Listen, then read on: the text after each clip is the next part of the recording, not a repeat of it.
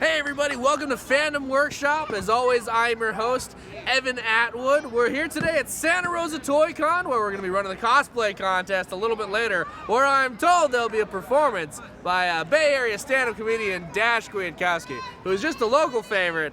Everyone, just the funniest guy in the world, he's told.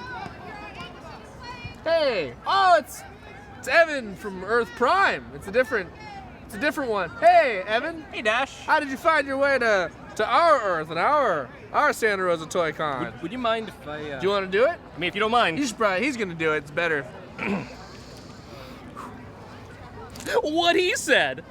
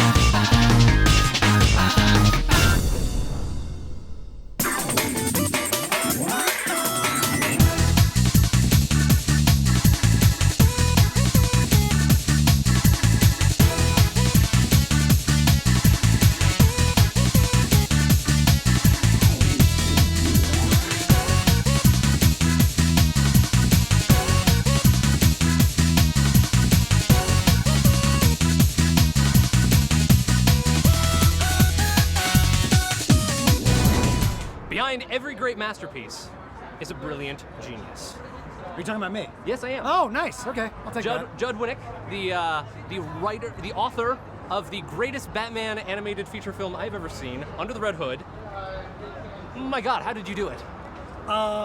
It was not long after the Dark Knight, the Batman movie came out, and DC was fishing around for other animated material that they thought would be appropriate, and they were actually looking for something a little bit more, well, darker, A little edgier than the previous animated series films. Yeah. And I said, F it, I'm going to pitch them Under the Red Hood, which was Under the Hood at the time. And they really dug it. I found out after the fact, when I was pitching it to Bruce Timm, Bruce had said, we're not going to do this. He was sitting down, during this pitch, it's not going to happen because we can't figure out how to, you got to tell the whole Jason Todd backstory about how he dies. Yeah. And my pitch was basically the teaser of the movie, which is Joker killing Jason Todd and Batman not making it to it in time. And then we cut. Spoilers? Well, yeah. It's also the opening sequence of the film. Yeah, and if they haven't caught on that Jason Todd's dead by now, I think there's a statute of limitations on these things. Yeah, I think we're in the clear. We're clear.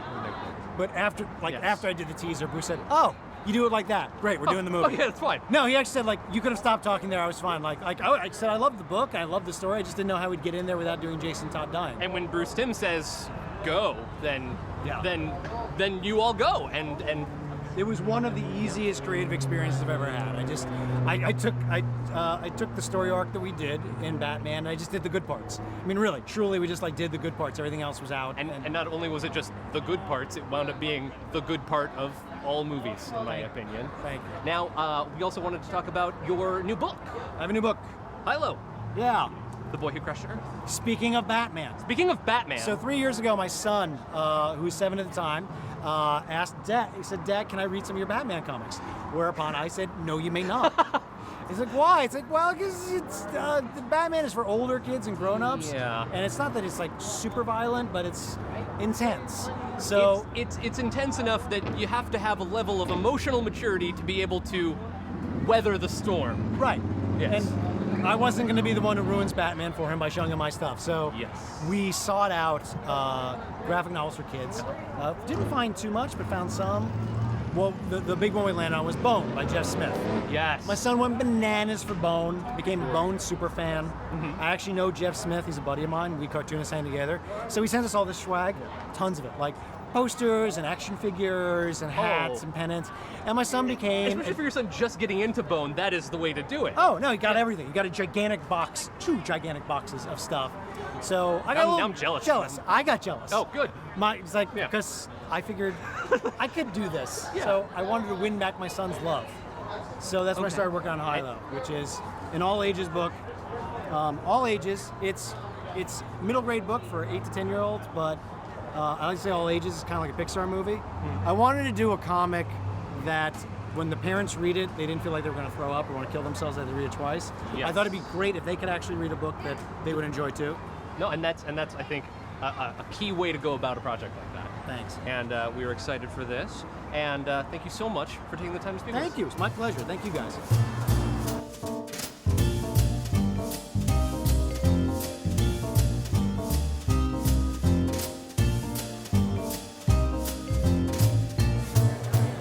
We're here with Andrew. You are probably one of the coolest people. Can you explain why you are so cool? Well, I'm an actor, visual effects artist, and animator, and for 12 years, I played Darth Vader for Lucasfilm. That sounds pretty cool to me. Yeah, it's one of those things where, I just happen to be at the right place at the right time at the right height, and I'm just so fortunate. It's like I was working for LucasArts, sitting at my desk, minding my own business. I was a visual effects supervisor and senior artist for LucasArts. Worked on a number of games there, including Masters of Terrascazi, Grim Fandango, Very nice. Rebel Assault 2. Dark Forces, Full Throttle, The Dig, you name it, I worked on it. So being fully enveloped in LucasArts. Right. And then you get a call one day. I'm sitting at my desk, my phone rings, it's the head of public relations, and she doesn't even bother to say hello. She just says, "Hey Andrew, how tall are you?" I go, "I'm 6'5". Why do you ask? And she was like 5'1", and I thought she just wanted something down off the shelf. So then she says, "Do you have any acting experience?" And I said, "Yeah." At that point, I had like about 20 years of film and theater and TV, and I told her that. And then she says, "Can you breathe for me?" So I put the pieces together, and into the phone I go, and I go, "Okay, so what's the deal here?" Yeah. And they were looking for somebody to play Vader for a special charity event for Big Brothers Big Sisters of America. And so I tried on the costume. It fit. We did that one event, and I thought, oh my gosh, that's a once-in-a-lifetime opportunity. That's never going to happen again. I just thank God I had a chance to do it. But then they called me back for something else, and something else. And I eventually played Vader 70 times. Look at you. I know. Being all awesome and stuff. I mean, I started the interview with it, and I'm going to finish it up. You're the best. Oh, thanks. I'm jealous of you. Nah, Thank you so much for taking the time to talk to us. Thank you. You're welcome.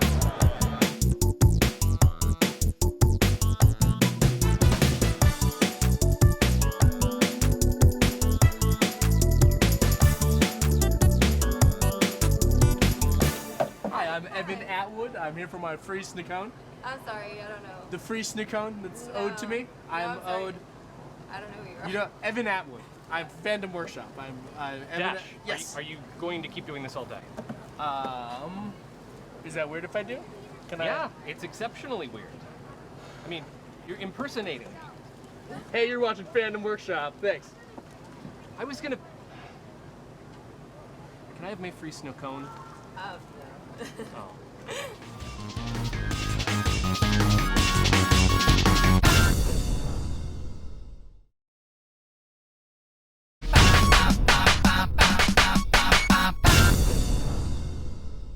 This is Tiny Lister being interviewed.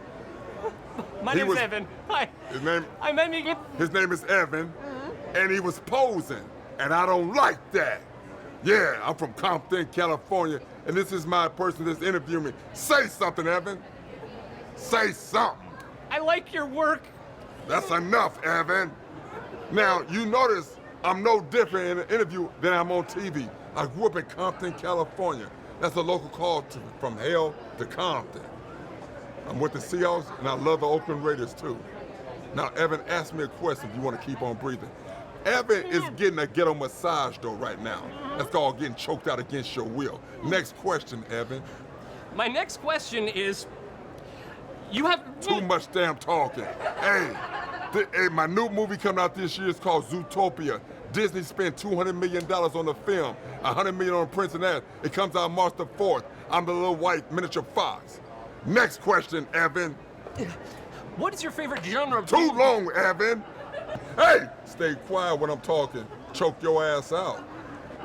My nickname is Debo. Your nickname about to be Victor. Evan, tell her something she need to know when she come over to my booth, how she should act and how she should carry herself. Tell her, Evan. With respect, or he will give you a ghetto massage. That's right. Great interview, Evan. Thank you so much. It's absolutely the best Nice time. to meet y'all.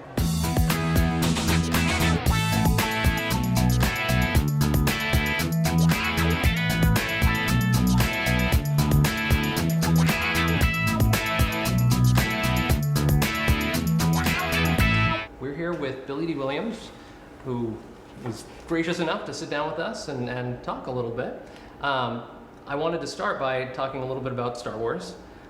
You were, and always will be, fantastic as Lando Calrissian. Thank you. I wanted to get your input on, to what do you attribute the fame and success of Star Wars? What do you feel speaks to people? All you folks. Yeah. That's why it's successful. I think it's touched a lot of people throughout the years. It's about 35 years, I guess, now, and it continues to go on. And it's going to continue to go on and on and on and on. Oh, yeah. Into the universe.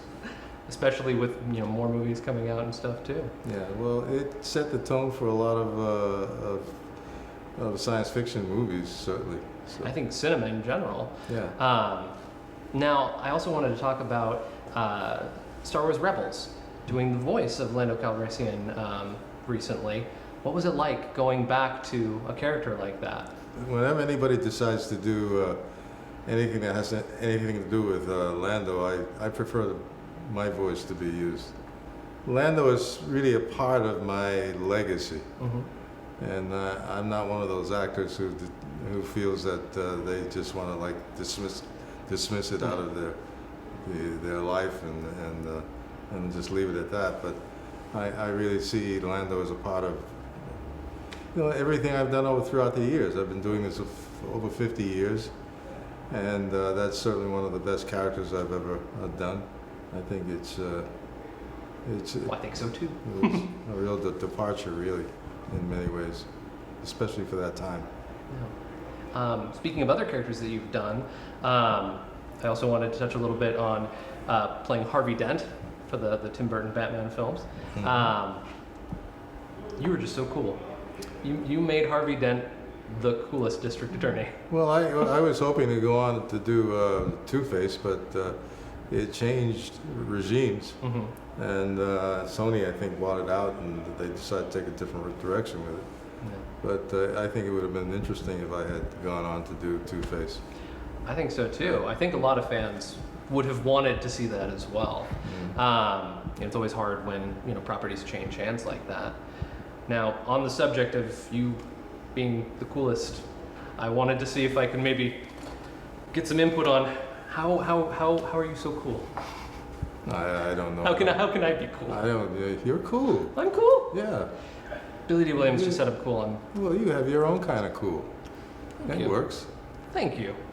Well, thank you so much for taking the time and being able to sit down and chat with us a little bit. It's been an absolute honor. Well, thank you. It's my pleasure. Thank you.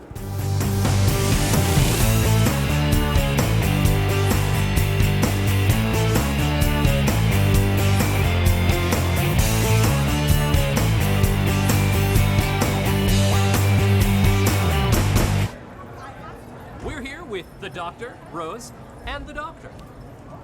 Say hi, guys. Hello. Hello. I'm here, and I'm here. You're here twice. It was so much fun. I had to come back. That has to be some kind of timey-wimey. Well, that's why you bring the TARDIS. There we go.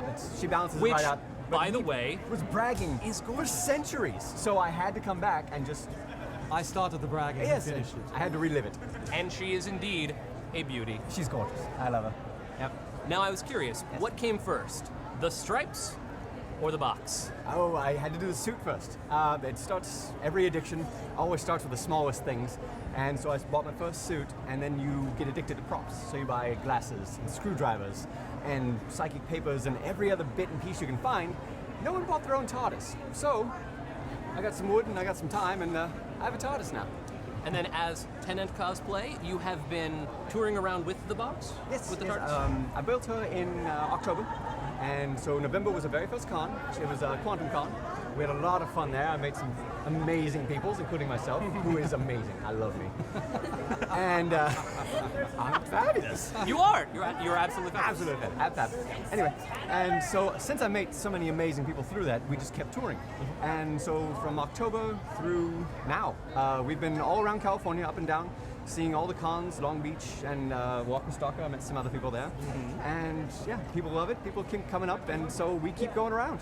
Of course. Now, I am curious about the construction of the Stardust. How long did it take you to build? Actually, my friend is a general contractor, so I cheated and used his amazing talent, and in about 4 days, we managed to knock this out. Wonderful. And Tom Baker was my very first doctor. God bless. So I love that you are both here representing. Would you like a jelly baby? Yes, I absolutely 100% would love a jelly baby. Amazing, huh? I'm going to do the rest of the interview like this. They're going to be fine. Everyone can understand me perfectly. This is delicious. I speak jelly baby-ese. It's a second language. Well, I'm so glad that you guys took the time to talk with us and show off your amazing work. Mind if we, Oh, do you want to see the rest? I'd like to see the rest of the universe. It is warm out. Would you like to dip in the pool? Yeah, All right. I don't think. After you. Come on in.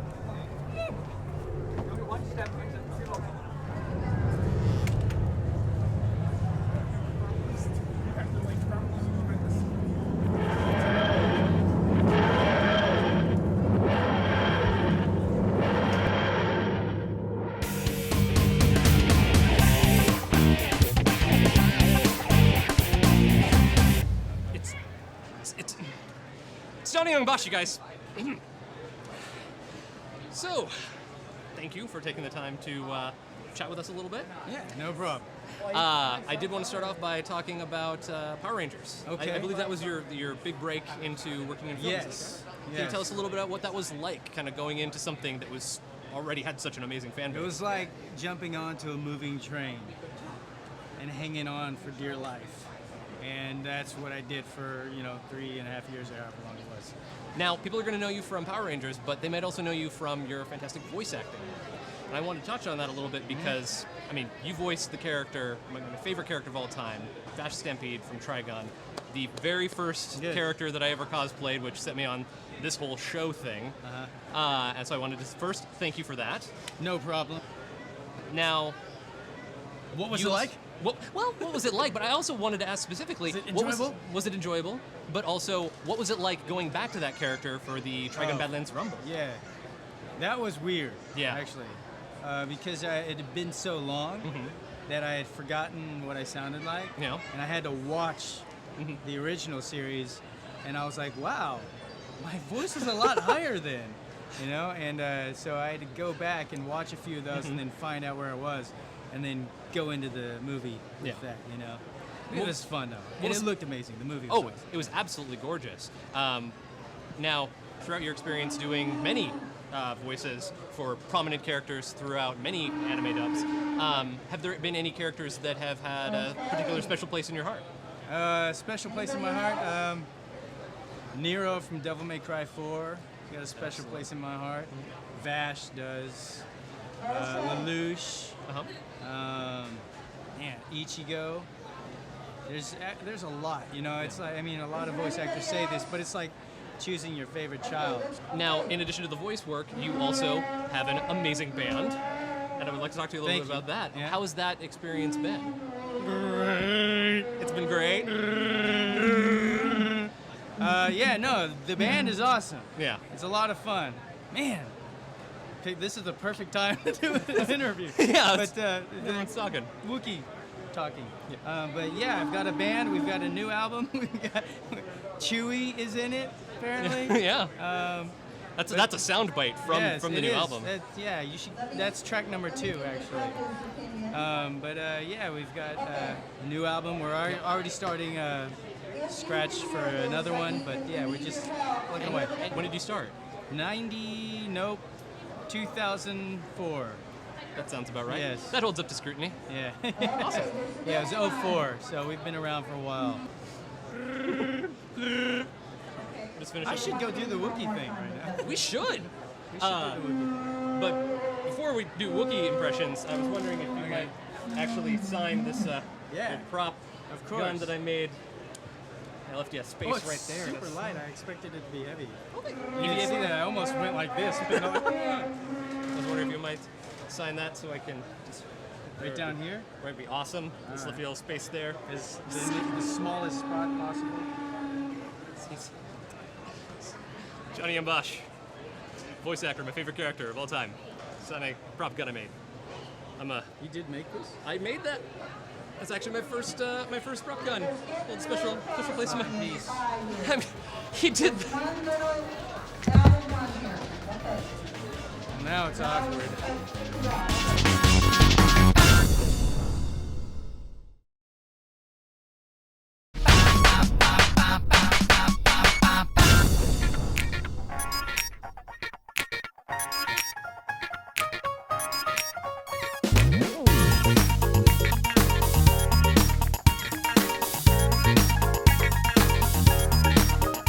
To top off yet another fantastic Santa Rosa Toy Con, Fandom Workshop put on this year's Cosplay Spectacular with the help of our guest judges, Goddess Jules, Craft Alchemist, and Bacon Shinobi Cosplay.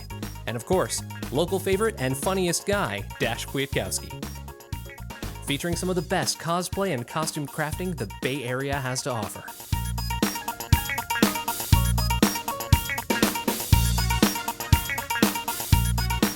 We've had an amazing time at Santa Rosa Toy Con, North Bay Comic Con. I am, as always, Dash Kwiatkowski, the man whose name is Dash Kwiatkowski, and always has been Dash Kwiatkowski. That's what it feels like. Yeah, revenge is a dish best served with an ice cold glass of Balkan punch. Ooh, we get punch? No, I'm... Hey, thanks for watching Fandom Workshop. Be sure to like us on YouTube, Facebook, Instagram, and Twitter. Drop us a line at fandomworkshop@gmail.com and let us know what you're a fan of. And in the meantime, I'm going to explain in excruciating detail how I'm going to just punch Dash right in the face. I'm so excited that we get punch. No, listen, what I'm going to do is I'm going to take my fist Okay, and then I'm going to push it hard at your face quickly.